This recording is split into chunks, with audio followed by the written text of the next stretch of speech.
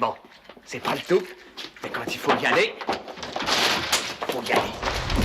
Pourquoi fermer les bars et les restaurants à cause du Covid si c'est pour aller s'entasser dans le métro? C'est la question qui agite les réseaux, on décrypte.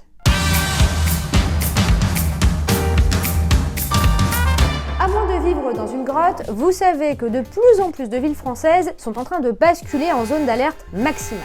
Résultat, eh bien les bars et les restaurants sont contraints de fermer. Mais certains Français sont en colère. Cette mesure leur semble absurde. Pour eux, les gestes barrières sont mieux respectés dans les bars et les restaurants que dans les transports en commun qui sont blindés de monde. Sauf que visiblement, le virus ne se propagerait pas tant que ça dans le métro, le tramway ou le bus. C'est en tout cas ce que dit le gouvernement. On y trouverait même moins d'1% des contaminations. Alors qu'en est-il vraiment? Bon déjà, ce mot cluster, dès qu'on l'entend, on va tendre l'oreille. On a quand même envie de savoir quels sont les lieux où on risque le plus d'être contaminé. Et ça, eh bien c'est ce qu'on appelle un biais d'attention. En fait, lorsque quelque chose nous concerne directement, eh bien c'est normal, on va y faire plus attention. Ici, on est directement impacté par la crise du Covid.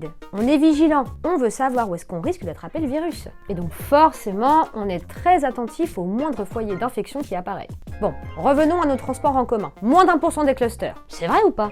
Comme souvent, dans Oh My Fake, vous allez le voir, c'est pas si simple. Alors, effectivement, depuis le déconfinement le 11 mai dernier, le nombre de clusters dans les transports varie entre 0% et un peu plus d'1% des contaminations. Ces chiffres sont d'ailleurs donnés par Santé publique France dans son rapport hebdomadaire. Sauf que recenser le nombre de clusters dans les transports, en fait, c'est assez difficile. On y croise beaucoup de monde dans un temps parfois très très court. Donc c'est compliqué de savoir qui on a croisé et puis à quel moment. Et ça, c'est pas moi qui le dis. C'est Yves Buisson, qui est membre de l'Académie de médecine et qui est responsable de la cellule veille du Covid-19.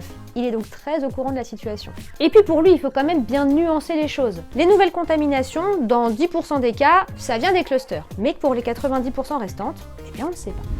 Comme quoi, face à ce genre de statistiques, il faut rester quand même très prudent. Prenez donc toujours le temps d'analyser les infos, de recouper vos sources et surtout, pour toujours plus d'infos, rendez-vous sur la rubrique Fake Off de 20 minutes.